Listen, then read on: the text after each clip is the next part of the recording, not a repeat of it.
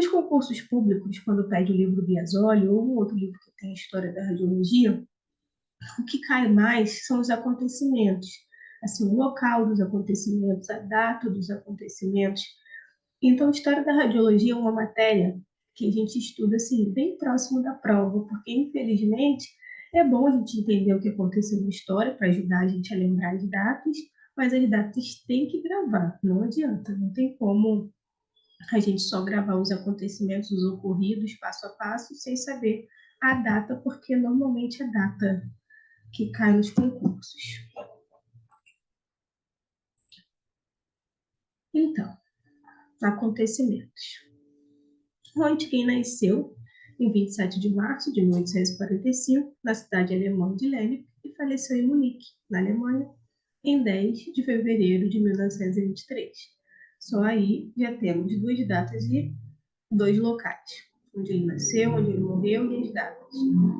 Isso é importante, para a prova é importante. Tu tem que anotar, quem gosta de fazer anotações, é claro que isso tem na apostila que eu coloquei para vocês, tudo separado, as datas e os acontecimentos.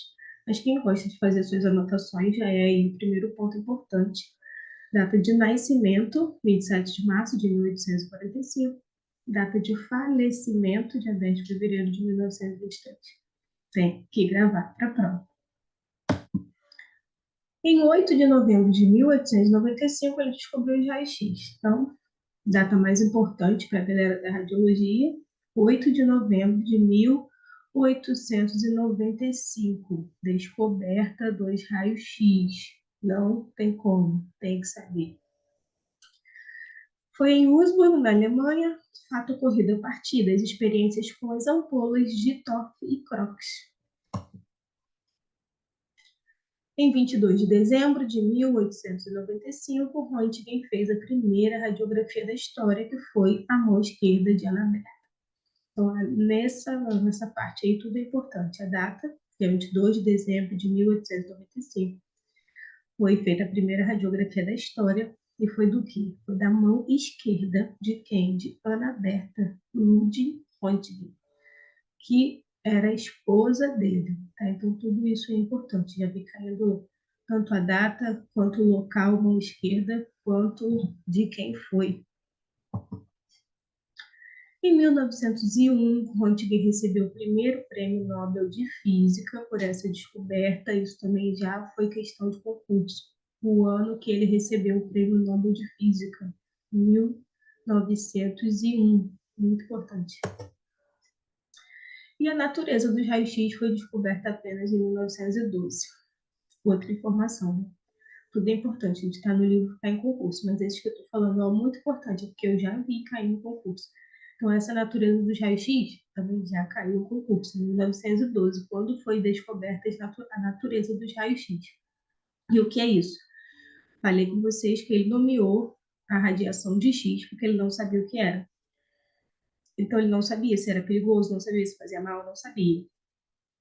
E depois que ele lançou essa descoberta, todo mundo começou a usar os raios-x, né? Porque até então a anatomia era estudada com dissecção de cadáveres, né? Não tinha como estudar anatomia de outro jeito. Então começou a usar o raio-x para ver patologia, para ver anatomia, mas também foi usado de qualquer maneira, né? Tinha aparelho de raio-x até em feira, como se fosse em fotografia mesmo. Ninguém sabia que o raio-x fazia mal.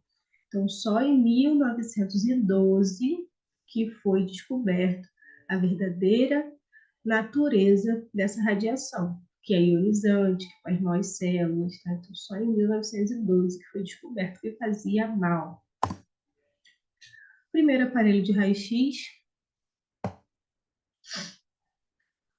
No Brasil, o médico Francisco Pereira das Neves iniciou as experiências com raio-x no ano de 1896. Então, rapidinho, os raios-x, né, as experiências com raio-x, já veio para o Brasil, e em 22 de dezembro de 1896, no mesmo ano, foi realizada a primeira radiografia no Serviço de Medicina Clínica na cidade do Rio de Janeiro. Tá? Então, rapidinho, veio para o Brasil e a primeira radiografia foi feita no Rio de Janeiro.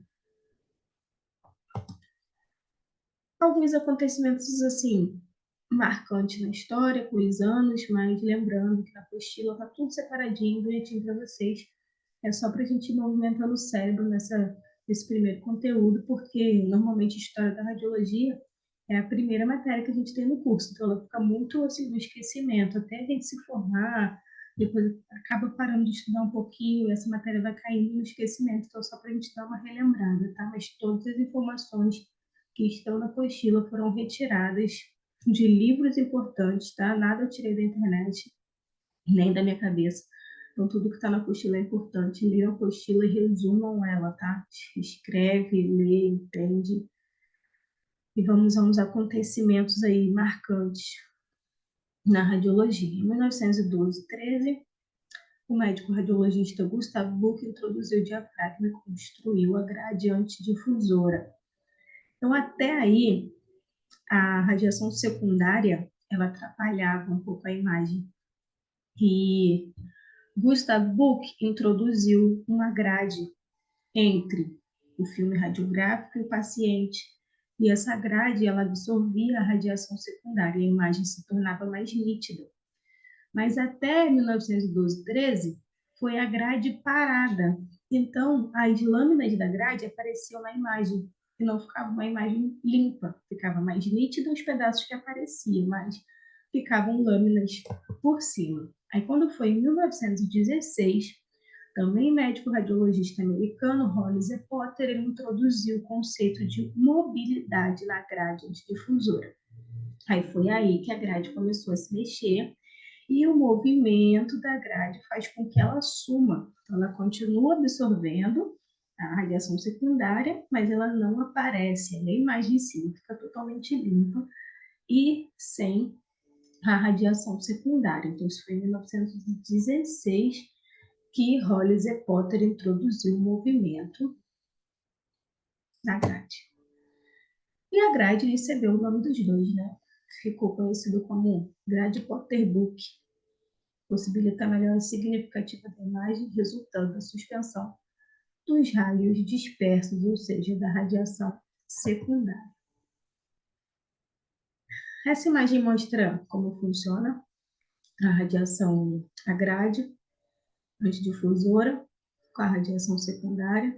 Então, os raios que conseguem atravessar a grade chegam no filme radiográfico e os raios que perderam a sua direção enquanto estavam sendo atenuados pelo paciente, perderam a sua trajetória inicial e viraram radiação secundária, saíram sem direção do paciente, elas acabam tocando na grade e sendo absorvidos e não chegam até o filme.